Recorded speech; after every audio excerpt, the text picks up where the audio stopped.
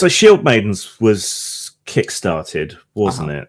Have your other recent projects been kickstarted? Is the new Paranoia one being? Paranoia was, yeah. I mean, generally speaking, the projects we pick for Kickstarter are the ones that we think can really grow, because by the time it hits Kickstarter, chances are most of it's already been written and probably laid out and has artwork. The example I always use is the Great Rift box set we did for Traveller.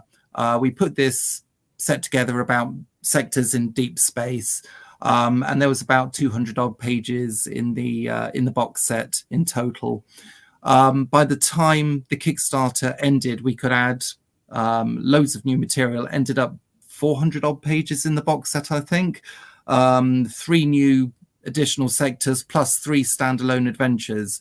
And of course, the backers aren't paying anything extra for that. So it allows us to take a project we think's got some serious potential. Nobody would release that kind of box set at that sort of price normally, but through the Kickstarter, it gives you the confidence and the funds to do that. So that's normally our primary reason for going on to Kickstarter.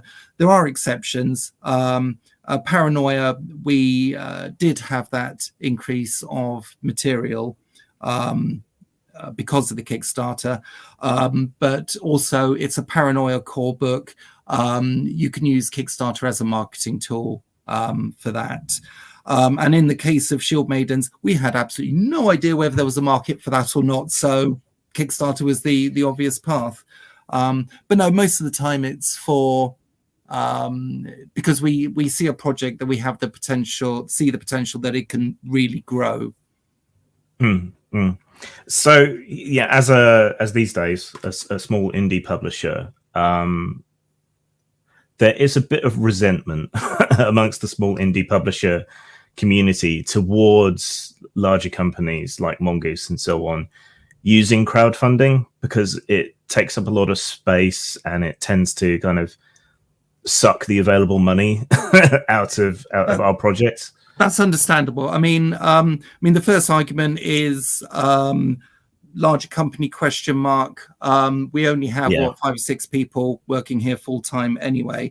Second, I would venture that your ire is not directed at the larger companies, but at capitalism in general. Yeah, probably. Yeah, it's worth bringing up, I think. But I think you already articulated without me asking why companies do it, because it's good for marketing.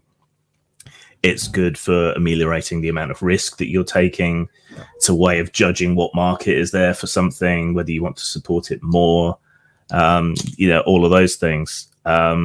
So, there's perfectly legitimate and good reasons why, quote unquote, larger companies use it.